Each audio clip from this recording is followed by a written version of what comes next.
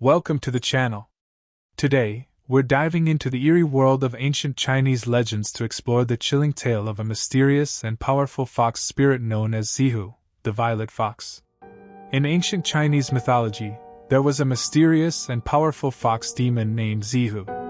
Known for her violet hue, Zihu would wave her tail at night, producing sparks. When she was about to become a full-fledged demon, she'd wear a human skull on her head and bow to the Big Dipper. If the skull didn't fall off, she could transform into a human and continue her eerie journey. This story takes place during the Jiannan period of the Eastern Han Dynasty, in Pagua Commandery. There lived a man named Chen Xian, but for simplicity, let's call him Charles Chen. Charles was the commander of the Western Sea, known for his strict military discipline and towering prestige. One day, his subordinate Wang Lixiao, whom we'll call Peter Wang, mysteriously vanished.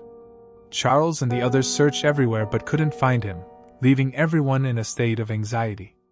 Charles, ever the sharp mind, suspected that Peter had been taken by some demon. So, he led dozens of cavalrymen, along with hunting dogs, to search outside the city. They rode through forests and mountains, with the dogs sniffing ahead non-stop. After several days of relentless searching, they finally found Peter in an abandoned tomb. When they discovered him, Peter was lying in the tomb, his face pale and his expression dazed.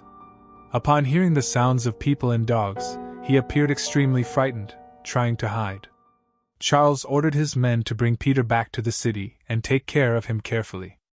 In the following days, Charles noticed Peter's behavior becoming increasingly bizarre.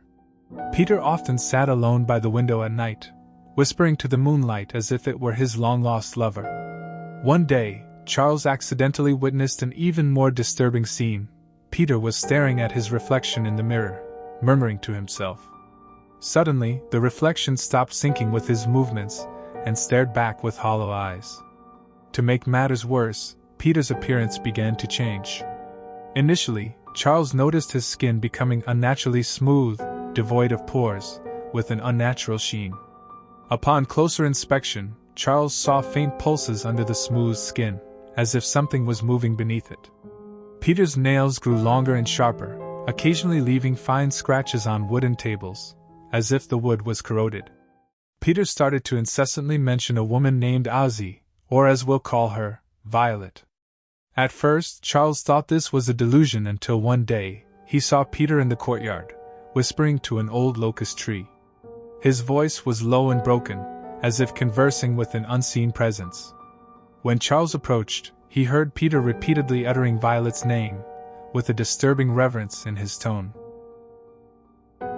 One day, Peter took Charles to a mysterious lake.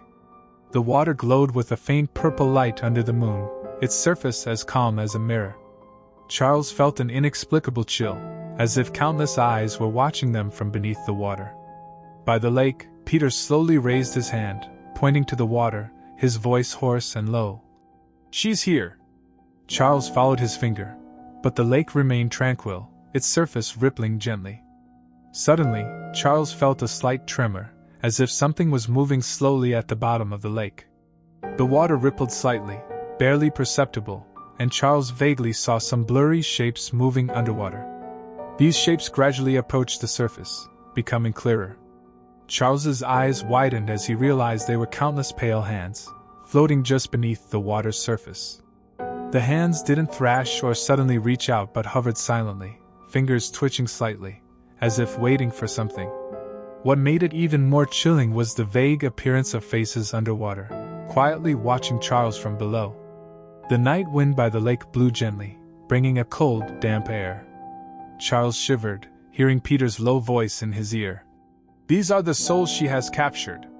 His tone was calm and indifferent, as if stating the most ordinary fact. One day, Peter approached Charles voluntarily. His face was even paler, his eyes filled with an indescribable despair. "Captain Chen, I need to tell you something." Peter's voice was trembling, each word heavy with dread. "Every night, Violet takes me to the lake for a bizarre ritual. She wears a human skull on her head and bows devoutly to the Big Dipper." Peter paused, seemingly searching for the right words to describe his experience. "Around her are scattered countless human skulls, as if they were her offerings. I can feel the lingering resentment in those skulls echoing in the night wind. Charles was horrified but forced himself to remain calm. Why don't you leave her? Why don't you escape? A bitter smile appeared on Peter's face. I tried, but I can't escape her control. Her allure is too powerful. She says she wants me to be her husband. At first I thought it was just a lie, but then I realized it's all part of her game. Game? Charles's brow furrowed. Peter's eyes grew darker.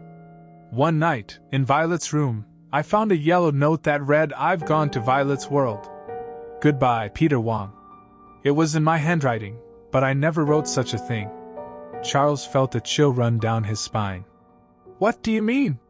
Peter lowered his head, his voice sounding like it came from the depths of hell. She's not just controlling me. While we're together, she's slowly devouring my soul. She uses my name to write my destiny. I'm no longer myself. I've become a part of her. Charles felt a tightness in his chest. So why are you telling me this now? Peter slowly raised his head, a strange light gleaming in his eyes, his mouth twisting into a grotesque smile. Days passed, and the villagers found Charles missing.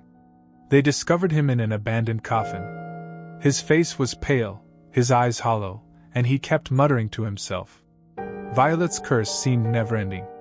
On full moon nights, the villagers would always hear whispers by the lake, the enchanting voice of Violet.